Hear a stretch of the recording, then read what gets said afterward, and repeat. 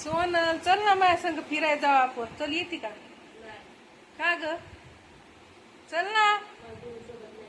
माझ्यासोबत नाही यायचं मग मित्रांसंग जायचं. मैत्रीण मित्रांसंग म्हणलं तर मग पुन्हा गोवा मी जिथं नसन गेले तिथं जाऊन आली ती.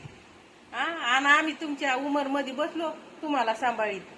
एक तर आया वडिलांनी दिलं 14 वर्षात लग्न करून 17 वर्षामध्ये तर 2 पुरी.